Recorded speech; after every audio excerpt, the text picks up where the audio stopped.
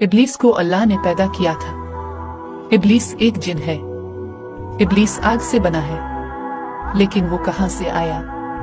तो अल्लाह ने जिन्नों को पैदा किया और उन्हें तकल्लुफ मिला। तकल्लुफ सिर्फ खुदा को पहचानने और इबादत की जिम्मेदारी है। तो अल्लाह ने क्या किया कि इसने जिन्नों को रसूल बनाकर भेजा, लेकिन कसीर तादाद में रसूल जो कि जिन थे जमीन पर जिन्नों के हाथों मारे गए और जमीन पर बड़ा फसाद बर्पा हो गया था। अब एक काबिल जिक्र जिन था जिसका नाम इब्लीस था। वो दरअसल एक अच्छा जिन था। इसने खुदा की इतनी इबादत की कि आसमान में कोई जगह बाकी ना रही। और जिस तरह इसने अल्लाह की इबादत की थी, अल्लाह ने इसे फरिश्तों की सोहबत में आने की इजाजत दे दी।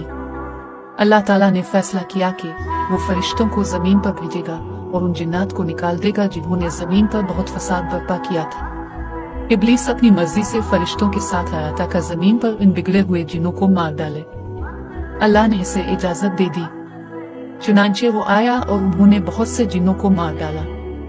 उन्होंने जमीन पर सिर्फ चंद ही जिन छोड़े थे और उन चंद से दोबारा जिन्नात की नस्ल शुरू हो गई। फिर इब्लीस जन्नत की तरफ लूट आता है। अचानक अल्लाह फरिश्तों पर वही नाजिल करता है कि वो जमीन पर एक नायब बनाने वाला है जो आखिरी बादशाही के बाद तक हुकूमत करेगा।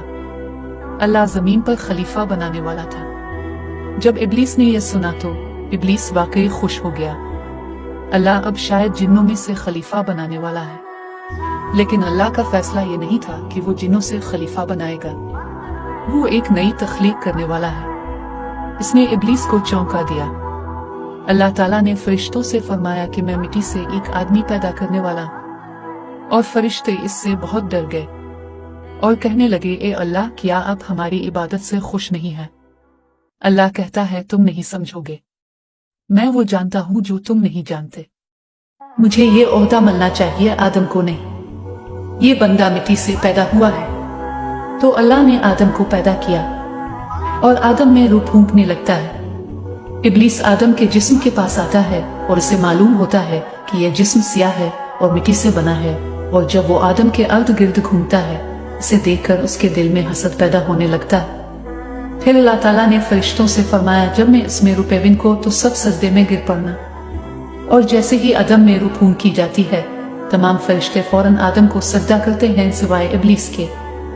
अल्लाह ताला ने इससे फरमाया कि जब मैंने तुम्हें सजदा करने का हुक्म दिया तो तुम सजदा क्यों नहीं किया? इसने जवाब दिया, मैं इससे बेहतर हूं। तूने मुझे आग से पैदा किया और तूने इसे मिट्टी से पैदा किया। मैं इससे बेहतर हूं। अल्लाह ताला ने फरमाया, इब्लीस, किया तुम्हें इस बात का यकीन? इसने कहा, हाँ। तो अल्लाह फरमाता है, यहां से उतर जा। बेशक तो मलऊन है और तुम पर मेरी लानत आखिरी वक्त तक रहेगी। इसने कहा, ए अल्लाह, मुझे मोहलत दे, सिर्फ एक। अल्लाह ने फरमाया कि बोल।